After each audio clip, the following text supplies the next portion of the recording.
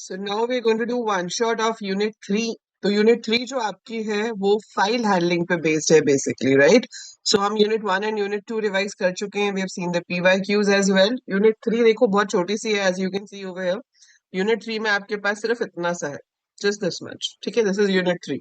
Unit 3 में आपको करना क्या है कि हमें पढ़ना है डेटा फाइल हैंडलिंग. सो हर प्रोग्रामिंग लैंग्वेज में डेटा फाइल हैंडलिंग होती है, क्योंकि वो आपको हेल्प करती है to store your data permanently in the files. अभी तक आप जो भी प्रोग्राम्स बनाओगे, चाहे आप क्लासेस बना रहे हो, चाहे आप एरेज बना रहे हो, वो सब आपके टेम्परेरी मेमोरी मतलब रैम में स्टोर हो रहे हैं. The moment we turn it off, the moment we close the program, हमारा सारा डेटा चला जाता है, हमारे पास कोई डेटा नहीं रहता है, राइट? सो जब तक आपका प्रोग्राम चल रहा है आपके एरे में डेटा है, आपकी क्लासेस में ऑब्जेक्ट्स में डेटा है, पर जैसे ही प्रोग्राम एग्जीक्यूशन खत्म होती है, द डेटा इज गॉन. आप चाहते हो वो डेटा परमानेंटली स्टोर्ड रहे. ठीक है, so if you want to store it permanently, हमें उसे फाइल्स में स्टोर करना पड़ता है. ठीक है, अब सेकेंडरी फाइल्स जो है सी में भी होती हैं, C++ में भी होती हैं, जावा में भी है.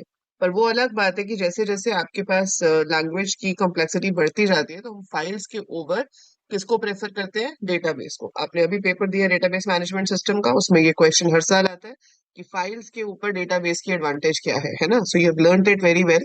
तो हमें पता है कि जो हमें एक्चुअल सॉफ्टवेयर में यूज करना है वो तो डेटाबेस ही यूज करना है, बट फाइल्स को यूज करने का प्रोविजन भी हमारे पास होता है. ठीक है, तो यहाँ पर हम JDBC आपके सिलेबस में नहीं है. JDBC is Java database connectivity, जिसमें हम जावा को MySQL या Oracle के साथ कनेक्ट करके वहां पर डेटा मैनेज करते हैं. Later maybe you have it, but अभी आपके पास वो नहीं है. तो यहाँ पर सिर्फ फाइल हैंडलिंग है कि आप फाइल्स में डेटा कैसे स्टोर कर सकते हो. इसके लिए हम java.io पैकेज का यूज करेंगे. इसमें आप देखोगे elementary concepts of input output using the byte stream, reading writing using byte streams, automatically closing a file using the character based streams, file input output using character streams. So basically हमें दो तरह की files पे काम करना है, binary files and text files. Binary files में आपका डेटा बाइट स्ट्रीम्स में राइट रीड होगा, और कैरेक्टर स्ट्रीम में एज कैरेक्टर्स रीड राइट होगा. ठीक है, that is how it is going to work. So let's begin with this. शुरू करते हैं. ठीक है, तो सबसे पहले आपका जो पैकेज यहाँ पे यूज होगा उसका नाम है IO. IO stands for input output. ठीक है, तो आपको फाइल हैंडलिंग का कोई भी काम करना हो, आपको सबसे पहले क्या करना पड़ेगा? इंपोर्ट करना पड़ेगा java.io. तो हम java.io.star को इंपोर्ट कर लेंगे, जिसके अंदर आपके पास मेन क्लासेस होंगी, जैसे कि फाइल इनपुट स्ट्रीम है, फाइल आउटपुट स्ट्रीम है, and there is a class called file also, जिसकी हेल्प से आप फाइल के फंक्शंस को यूज कर सकते हो. ये जो फाइल इनपुट स्ट्रीम और फाइल आउटपुट स्ट्रीम है, ये बाइट स्ट्रीम्स के थ्रू रीड राइट करती हैं. Then we will be doing file reader and file writer, जो कैरेक्टर स्ट्रीम्स पे काम करती है. ठीक है, now what do we mean by byte streams? ठीक है, सो बाइट स्ट्रीम्स मतलब कि आपका जो डेटा है वो इंटेजर है, फ्लोट है, कैरेक्टर है, किसी भी टाइप का हो, it can be written into the file in the same data type. तो अगर वो इंटेजर है तो वो 4 बाइट्स ले रहा है, वो 4 बाइट्स का फाइल में राइट हो जाएगा, है ना? अगर वो आपका ऑब्जेक्ट है, वो जितनी भी बाइट्स ले रहा है वो उतनी बाइट्स का फाइल में राइट हो जाएगा. लेकिन जो आपकी कैरेक्टर स्ट्रीम होती है उसमें अगर मेरे पास 25 है तो वो एज 2 कैरेक्टर स्टोर होगा. लेकिन अगर वही मेरे पास 105678 है तो वो 6 कैरेक्टर्स की तरह स्टोर होगा. ठीक है, तो वो काउंट करेगा कि इसके अंदर कितने डिजिट्स हैं, और उसे एज एक एक इंडिविजुअल कैरेक्टर स्टोर करेगा. टेक्स्ट फॉर्म में स्टोर होता है. बाइट स्ट्रीम में ऐसा नहीं होता. बाइट स्ट्रीम में ये भी इंटीजर है, ये भी इंटीजर है, सो दोनों ही इंटीजर्स की तरह स्टोर हो रहे हैं. फ्लोट है तो फ्लोट की तरह स्टोर होगा. ठीक है, तो आप क्लास कौन सी यूज करोगे उसके लिए? File input stream. And as per the Java convention, class में जितने भी वर्ड्स होते हैं उनका फर्स्ट लेटर आपका कैपिटल होगा. सो फाइल इनपुट स्ट्रीम में F कैपिटल होगा, I कैपिटल होगा, S कैपिटल होगा. Same way when you have file output stream, तो भी आपका F कैपिटल होगा, O कैपिटल होगा और S कैपिटल होगा. So we have file input stream, file output stream, जो कि यूज होगा, नाम से ही पता चल रहा है. इनपुट का मतलब है you are going to read from the file, और आउटपुट का मतलब है you are going to write into the file. ठीक है, so this is how the classes are available. पर इसको यूज कैसे करना है वो मैं अभी आपको दिखाती हूँ. सो मान लो कि आपको एक फाइल क्रिएट करनी है, you want to write into the file, तो बहुत ही इजी है. राइट नाम का फंक्शन है जिसकी हेल्प से हम राइट कर सकते हैं, रीड नाम का फंक्शन है जिसकी हेल्प से हम रीड कर सकते हैं। अब हम एक प्रोग्राम बनाते हैं ऐसा जिसमें आपका दोनों ऑपरेशंस हो जाएंगे, और आपको ये पेपर में आ भी सकता है। ये क्वेश्चन क्या है कि कॉपिंग अ फाइल, आपको एक फाइल के कंटेंट को दूसरी फाइल में कॉपी करना है। सो मुझे एक फाइल से डेटा रीड करना है and I want to copy it into another file. देखो, जब हम कॉपी करते हैं, जैसे मैंने आपको नोट्स दिए और आपको बोला कि कॉपी कर लो, तो कंप्यूटर में तो कंट्रोल सी कंट्रोल वी कर देंगे, है ना। बट अब पेपर दे रहे हो आप, आपको एक क्वेश्चन का आंसर नहीं आता, अगले वाले ने बोला मेरा देख ले। ऑल्दो चीटिंग नहीं करनी चाहिए और चीटिंग होनी भी नहीं चाहिए, बट मान लो कि अगर आप कोई क्लास टेस्ट है उसमें कुछ देख रहे हो हल्का फुल्का सा, तो कैसे करोगे? कॉपी कैसे करते हैं? आप रीड करोगे पहले कि उसने क्या लिखा है, और फिर आप उसी चीज को राइट करोगे। ठीक है, so basic example is to explain you कि कॉपी का मतलब क्या होता है, कि पहले हम एक जगह से रीड करेंगे और फिर उसी को दूसरी जगह पे लिखेंगे। That is what copy means, कि read it from one place and write it into another place, that is copy.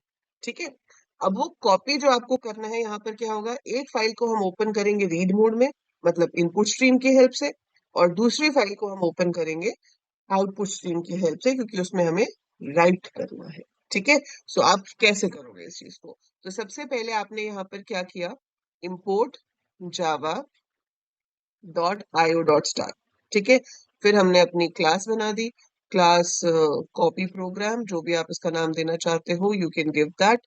और इसके अंदर हमने अपना बनाया main public static void main string args. ठीक है, अब मुझे क्या करना है, फाइल ओपन करनी है। पर फाइल्स के साथ ना कुछ चेक्ड एक्सेप्शंस होते हैं। जब आप फाइल ओपन करते हो सकता है कि फाइल एग्जिस्ट ही ना करती हो, है ना, या किसी भी वजह से फाइल ओपन ना हो पाए, फाइल क्रिएट ना हो पाए। सो उस केस में आपकी आईओ एक्सेप्शन जनरेट हो सकती है, जो आपकी मर्जी नहीं है कि आप हैंडल करो या ना करो। वो आपको जावा में एज अ चेक्ड एक्सेप्शन मिली हुई है, कि अगर आप फाइल ओपन करोगे तो आपको उसे हैंडल करना ही पड़ेगा। ठीक है, सो चेक्ड एक्सेप्शन का मतलब क्या होता है, जो किसी फंक्शन के साथ एसोसिएटेड होती है, हमें उसको हैंडल करना ही पड़ता है। अनचेक्ड एक्सेप्शन होती है कि आपकी मर्जी है, अगर आप हैंडल कर लोगे तो रन टाइम एरर जनरेट नहीं होगा, नहीं हैंडल करोगे तो रन टाइम एरर जनरेट होगा और प्रोग्राम बीच में से टर्मिनेट हो जाएगा। ठीक है, तो अब इसमें हम देखो कैसे करेंगे। हमें पहले ही ट्राई देना पड़ेगा। ट्राई के अंदर आप अपना सारा कोड लिखोगे। हाँ, या फिर आप लास्ट में थ्रोज आयो एक्सेप्शन लिख सकते हो, फिर आप इसको जहां कॉल करोगे वहां पे कैच करना पड़ेगा। अब जब हम फाइल इनपुट स्ट्रीम की हेल्प से ओपन करते हैं, तो वो रीड के लिए ओपन करता है, एंड उसके लिए जरूरी है कि फाइल एग्जिस्टिंग होनी चाहिए। अगर फाइल एग्जिस्ट नहीं करती तो एरर आ जाएगा। ठीक है, सो फाइल इनपुट स्ट्रीम, आप ऑब्जेक्ट का नाम दोगे कुछ भी, मान लो मैंने F1 दे दिया, is equal to new file input stream, और यहाँ राउंड ब्रैकेट में आपको फाइल का नाम देना है। अब जो भी फाइल है, अगर वो आपके सेम फोल्डर में है, जिस फोल्डर में प्रोग्राम है उसी फोल्डर में फाइल है, तो हम सीधे नाम लिख सकते हैं। बट अगर वो किसी और लोकेशन पे है तो आपको ऐसे पूरा पाथ देना पड़ेगा, डी ड्राइव में, बीसीए फोल्डर के अंदर, सिलेबस डॉट टी फाइल है मान लो, semicolon, so have to open it like this. ठीक है, ऐसे ही जिस फाइल के अंदर आपको राइट करना है, तो वहां पर हम फाइल आउटपुट स्ट्रीम से क्रिएट करते हैं। File output stream is like opening a file in right mode. अगर तो एग्जिस्ट करती है तो ओवर राइट हो जाएगी, उसके पिछले कंटेंट्स जो है वो इरेज हो जाएंगे, एंड अब जो आप राइट करोगे उसके अंदर वो आएगा। ठीक है, और अगर एग्जिस्ट करती ही नहीं थी तो न्यू तो बनेगी ही बनेगी। अब ऐसे ही आप इसका भी बता सकते हो कि आप इसमें कहां पर इसको कॉपी करना चाहते हो, सो यू गिव दैट। तो आपने यहाँ पे दो फाइल्स ओपन कर ली। अब आपको क्या करना है, आपको रीड करना है एक एक बाइट, किस फाइल से, F1 से, और उसको कॉपी करते जाना है किस फाइल में, F2 में। सो ये क्या करता है, जो रीड फंक्शन है, ये एक टाइम पे एक बाइट आपको रीड करके देता है। So it reads one byte at a time. ठीक है, अगर कुछ है ही नहीं फाइल में, फाइल खाली हो गई, कुछ बचा ही नहीं, तो वो आपको -1 देगा, but otherwise it will keep reading one byte. हम उसको कैर में ले सकते थे। हाँ, इनपुट स्ट्रीम रीड के लिए है, आउटपुट स्ट्रीम राइट करने के लिए है। ठीक है, आप इसको इंटीजर या कैरेक्टर में ले सकते हो, कैरेक्टर में कन्वर्ट कराओगे, अगर आपको प्रिंट वगैरह कराना होता है स्क्रीन पे, तो हम उसको कैरेक्टर में टाइप कास्ट करके दिखा सकते थे, पर हम सिर्फ कॉपी कर रहे हैं, तो हम वैसे भी कर सकते हैं। So this is totally up to you कि आप कैसे करना चाहते हो। मैं आपको ऐसे करके दिखाती हूँ कि मान लो हमारे पास है इंट डेटा, ठीक है, इंटीजर लिया मैंने यहाँ पर, और फिर यहाँ पर क्या लिखा कि while data is equal to f1 dot read. So data में क्या आ जाए, f1 डॉट रीड, और वो -1 ना। तो आपको अगर इस स्टेटमेंट में कंफ्यूजन है तो आप इसमें डू वाइल भी लगा सकते हो। सो डू वाइल में आपका थोड़ा सिंपल हो जाएगा ये। उसमें आप डू लिखोगे और फिर अंदर स्टेटमेंट्स लिख के वाइल में रीड करने के बाद लिख सकते हो डेटा नॉट इक्वल टू -1। ये समझने में वैसे ज्यादा प्रॉब्लम नहीं है। पहले क्या हुआ, F1 से रीड होके डेटा में आएगा, फिर वो चेक करेगा कि data is not equal to -1, मतलब कुछ तो रीड हुआ है, ठीक है, कुछ तो रीड हुआ है। अब वो जो रीड हुआ है वो आपको दूसरी फाइल में राइट कराना है। तो F2 डॉट राइट डेटा कर दोगे आप, तो इससे वो दूसरी फाइल में राइट हो जाएगा। अगर आप स्क्रीन पे प्रिंट कराना चाहते हो सेम चीज को, कि वो दिखे भी स्क्रीन पे कि क्या कॉपी हो रहा है, तो मैं प्रिंट ले रही हूँ, प्रिंट ln नहीं ले रही हूँ, क्योंकि जैसा फाइल में है वैसा ही मुझे यहाँ पर दिखाना है। And I can type cast into char. So char data करके मैंने उसको प्रिंट करा दिया। सो ये लूप तब तक चलता रहेगा जब तक जब तक आपका डेटा खत्म नहीं हो जाता, जब वो -1 नहीं दे देता। उसके बाद बंद होगी आपकी ट्राई की ब्रैकेट, ट्राई के बाद आएगा आपका कैच, कैच में आप हैंडल करोगे आईओ एक्सेप्शन, ठीक है, और इसके अंदर अब आप अपनी फाइल्स को क्लोज कर सकते हो, क्योंकि फाइल्स को क्लोज भी करना होता है। So we have to open the file, जो कंस्ट्रक्टर मेथड से ओपन हो जाती है। हाँ, पहले से भी कैर ले सकते हैं शौर्य, फिर जहां -1 कंपेयर करेंगे वहां इंटीजर में कन्वर्ट कर सकते हो। हाँ प्रिंस, फाइल इनपुट स्ट्रीम जो है वो बाइनरी फाइल्स के लिए है, और फाइल रीडर जो है वो डायरेक्टली टेक्स्ट फाइल्स के लिए है।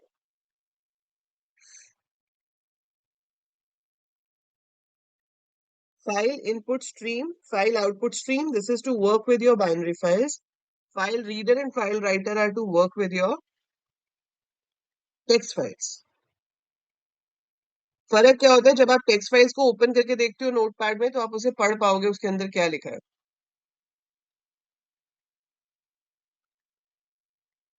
ठीक है। बाइनरी फाइल्स को हम पढ़ नहीं सकते। अच्छा, यहाँ पर अब आपके पास, हाँ, रीडर में भी रीड फंक्शन है। अब जैसे आप कितनी क्लासेस बनाते हो ना, आप स्टूडेंट बनाते हो, एम्प्लॉय बनाते हो, सब में इनपुट और शो फंक्शन बनाते हैं ना, तो हर क्लास का अपना इनपुट और शो होता है। वैसे इन क्लासेस का अपना रीड और राइट है।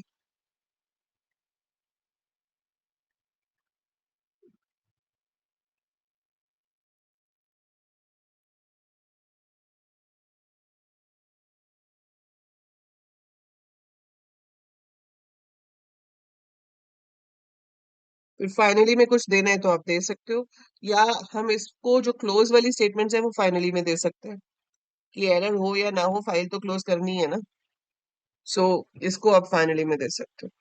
एक तरह से आपको यहाँ पे एक्सेप्शन हैंडलिंग भी कवर हो गया थोड़ा बहुत।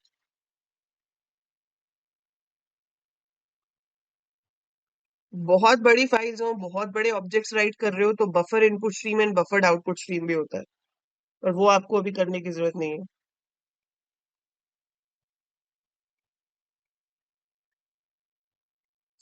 आपको इसमें जो प्रोग्राम्स आ सकते हैं वो ज्यादातर आ सकते हैं कि copy one file into another file का प्रोग्राम लिख के दिखाओ, या count the number of vowels करके दिखाओ, है ना। So if you have to count the number of vowels, वो कैसे करेंगे।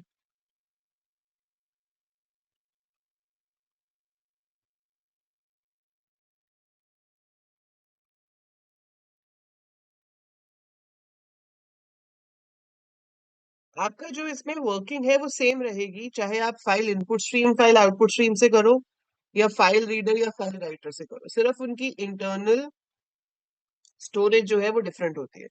अगर मेरे को यही प्रोग्राम रीडर राइटर से करना होता तो मैं सिर्फ क्या चेंज करती, जहां पर मैंने फाइल्स क्रिएट करी है, ये जो आपका एरिया है जहां पर हमने file input stream file output stream बनाया है, सिर्फ इसको मेरे को फाइल रीडर करना था, और फाइल आउटपुट स्ट्रीम की जगह फाइल राइटर करना था।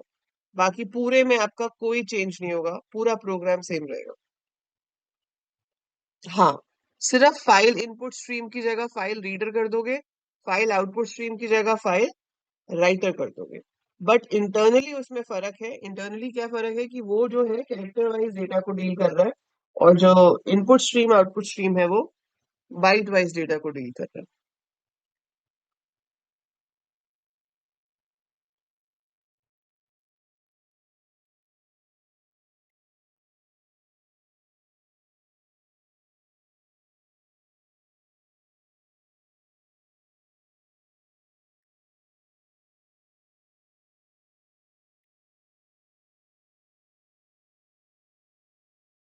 नहीं, प्रैक्टिकली कोई डिफरेंस नहीं है।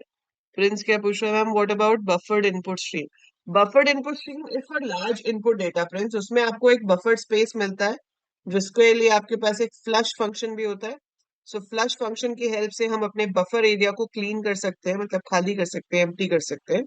और जो बफर रीडर है उसका पर्पस ये होता है कि वो आपको बफर स्ट्रीम जो है वो आपको ज्यादा स्पेस, जैसे मान लो मुझे एरे ऑफ ऑब्जेक्ट्स राइट करना है, ठीक है। सो अगर मुझे एरे ऑफ ऑब्जेक्ट्स राइट करना है तो वहां पर आप बड़ी फाइल राइट करना चाहोगे, so there you will want कि आप ज्यादा कंटेंट रीड राइट कर रहे हो तो आप बफर रीडर का यूज कर सकते हो, और ये कैरेक्टर बेस्ड इनपुट स्ट्रीम होता है।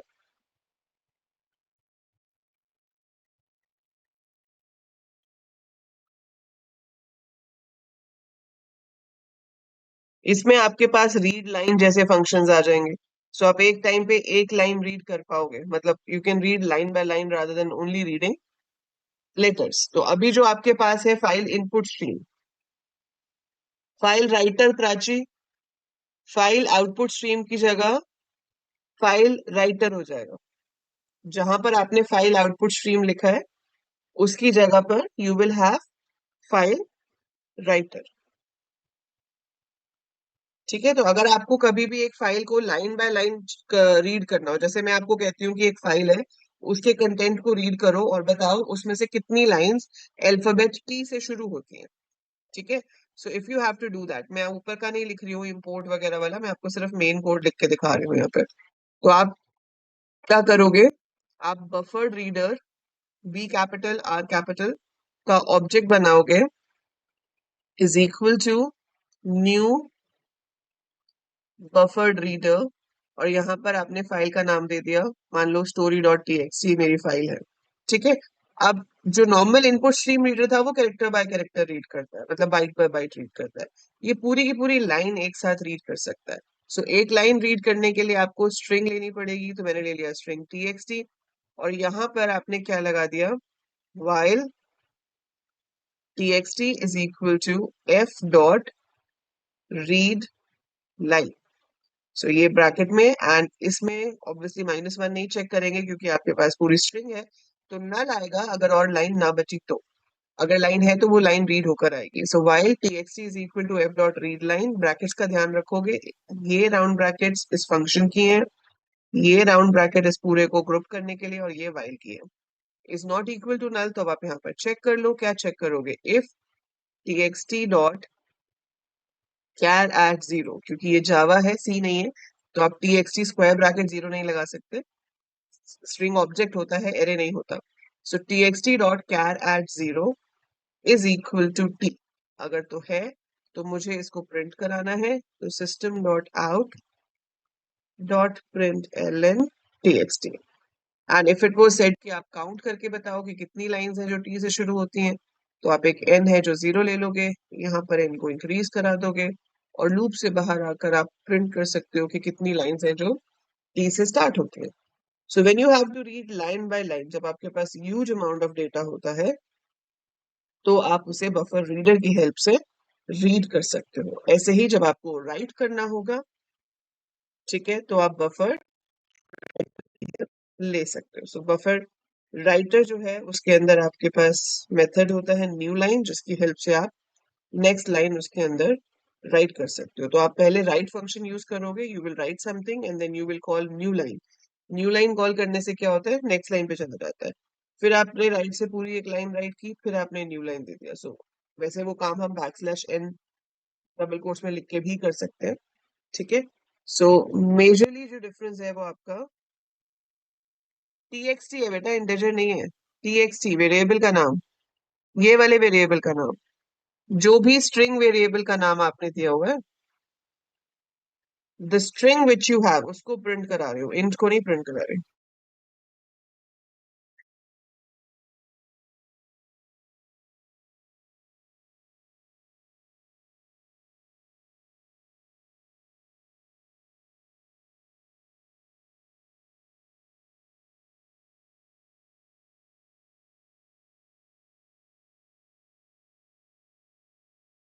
हाँ, txt will store one line at a time.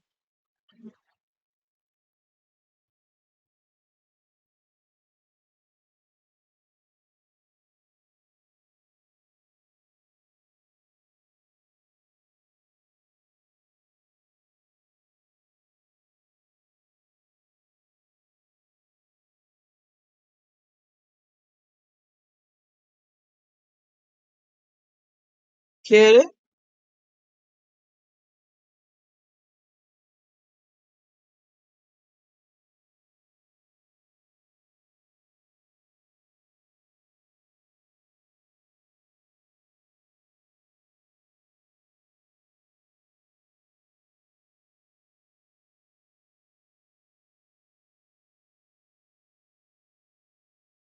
Fine, so this is just file handling. इतनी सी चीज है फाइल हैंडलिंग। बस ये है कि इसके ऊपर प्रोग्राम कोई भी आ सकता है, तो आपको इसको थोड़ा ध्यान से पढ़ना है। ठीक है, इसकी एक सेक्शन आपको हैंडल करनी है, आपको क्लासेस के नाम पता होने चाहिए और इसकी थ्योरी आपको याद करनी है। वो थ्योरी के नोट्स मैंने आपको ऑलरेडी दिए हुए हैं। ठीक है, if you still find any, मैंने आपको इंपॉर्टेंट क्वेश्चंस में आंसर्स के साथ फाइल हैंडलिंग के क्वेश्चंस दिए हैं, so you should be able to do it. ठीक है, सो बाकी इसमें एक लाइन थी कि ऑटोमेटिकली क्लोजिंग ऑफ फाइल्स। तो जब भी आप फाइल रीडर या फाइल राइटर यूज नहीं कर रहे हो, अगर आप फाइल इनपुट स्ट्रीम और बफर रीडर यूज कर रहे हो, तो जैसे ही आपका ट्राई ब्लॉक क्लोज होता है, ऑटोमेटिकली आपकी फाइल्स क्लोज हो जाती है। So whenever your try block gets over, it closes your files also. बाकी डॉट क्लोज मेथड तो है ही, जिसकी हेल्प से हम फाइल को क्लोज कर सकते हैं। And closing is important. So जो भी फाइल ओपन हुई है उसे आपको क्लोज करना है, specially at the time of writing, क्योंकि जब आप राइट कर रहे होते हो तो आपका डेटा जो है वो बफर में जा रहा होता है। ठीक है, और अगर मैं क्लोज नहीं करती हूँ तो क्या होगा, it will not be saved into the hard disk. But Java इसमें बहुत ज्यादा रिलायबल है, Java is a robust language, तो इट मेक्स श्योर कि वो ऑटोमेटिकली क्लोज हो जाए जब प्रोग्राम खत्म होगा। So you don't have to worry about that. ठीक है जी, so that is all about file handling. अब आप पीवाईक्यूज में से और इंपॉर्टेंट क्वेश्चन वाली फाइल्स में से फाइल हैंडलिंग के क्वेश्चंस कर सकते हो, and that is enough. And ये यूनिट छोटी सी है, तो बड़े आराम से आप इसका सॉल्यूशन कर पाओगे।